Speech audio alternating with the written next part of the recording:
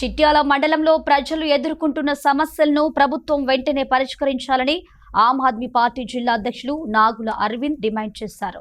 చిట్యాల మండల కేంద్రాన్ని ఆమ్ ఆద్మీ పార్టీ జిల్లా అధ్యక్షులు నాగుల అరవింద్ సందర్శించి స్థానిక సమస్యలను తెలుసుకున్నారు.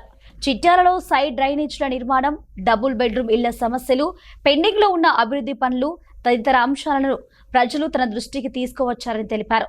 ఈ సమస్యలన్నింటినీ సంబంధిత అధికారులు, ప్రజాప్రతినిధులు వెంటనే పరిష్కరించేలా చర్యలు తీసుకోవాలని ఆయన డిమాండ్ చేశారు. ఈరోజు ఆమ్ ఆద్మీ పార్టీ ఆధ్వర్యంలో చిట్యాల మండలంలోని కొన్ని గ్రామాలు సందర్శించాం. అదేవిధంగా చిట్యాల లోకల్ని కూడా సందర్శించడం జరిగింది. ప్రజలు ఎదుర్కొంటున్నటువంటి సమస్యలు, మరి కార్మికులు ఎదుర్కొనేటువంటి సమస్యలు తెలుసుకోవడం జరిగింది. ముఖ్యంగా చిట్యాల మండల కేంద్రంలో మరి అనేకమైనటువంటి సమస్యలు ఉన్నాయని ప్రజలు మా దృష్టికి తీసుకురావడం జరిగింది. ముఖ్యంగా మిషన్ భగీరథ ద్వారా పంపులు ఏవైతే ఉన్నాయో పంపులు వాటర్ రావడం లేదు. ముఖ్యంగా అది బస్ స్టాండ్ నుంచి మొదలు పెడితే ఇక్కడ క్రాస్ వరకు కూడా మరి అక్కడ పంపులు లేదు, మరి వాటర్ కూడా రావడం లేదు. అదేవిధంగా సైడ్ కాలువ నిర్మాణం జరగలేదు. కొన్ని వార్డులలో మరి లైన్లలో చూసినట్టయితే అనేకమైన లైన్లలో సైడ్ కాలువలు లేవు. సైడ్ కాలువలు లేకపోవడంతో ఇక్కడ ఇప్పుడు వర్షాకాలం కాబట్టి రోడ్ల మీదకే వాటర్ ఇళ్లకు చొరబడుతూ ఉన్నాయి. కాబట్టి సైడ్ కాలువ నిర్మాణం చేపట్టాల్సిన అవసరం ఉంది. మరి పంపులు కూడా సరిగ్గా రావట్లేదని చెప్పేసి ప్రజలు చెప్పడం జరిగింది.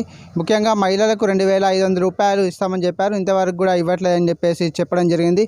అదేవిధంగా డబుల్ బెడ్రూమ్లు ఏవైతే ఉన్నాయో అనర్హులు ఎవరైతే ఉన్నారో వాళ్ళందరికీ డబుల్ బెడ్రూమ్లు వచ్చినాయి తప్పించి అర్హులైన వారికి డబుల్ బెడ్రూమ్ రాలేదని చెప్పేసి ఇక్కడ ప్రజలు అంటా ఉన్నారు. కాబట్టి ప్రభుత్వం అర్హులైన వాళ్ళని గుర్తించి వెంటనే డబుల్ బెడ్రూమ్లు ఇవ్వాలని చెప్పేసి మేము డిమాండ్ చేస్తూ ఉన్నాం. అదేవిధంగా గ్రామ పంచాయతీ చిట్యాల మండల వ్యాప్తంగా ఉన్నటువంటి గ్రామ పంచాయతీ కార్మికులు ఎవరైతే ఉన్నారో ముఖ్యంగా వాళ్ళందరినీ కూడా పర్మనెంట్ ఇవ్వాలని చెప్పేసి మేము డిమాండ్ చేస్తూ ఉన్నాం.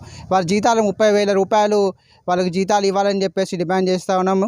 అదేవిధంగా వాళ్ళకు ఉచిత విద్య, వైద్యం కూడా పూర్తి స్థాయిలో అన్లిమిటెడ్గా ప్రకటించాలని చెప్పేసి కోరుతా ఉన్నాం. మరి కార్మికులు, ప్రజలు ఎదుర్కొనే సమస్యల మీద ప్రభుత్వం స్పందించాలి. అదేవిధంగా ఇక్కడ ఉన్నటువంటి స్థానిక ఎమ్మెల్యే గారు వెంటనే స్పందించి వారి యొక్క సమస్యలు పరిష్కరించకపోతే మాత్రం రాబోయే కాలంలో పెద్ద ఎత్తున ఆందోళన కార్యక్రమాలు చేస్తామని ప్రభుత్వాన్ని హెచ్చరిస్తా ఉన్నాం.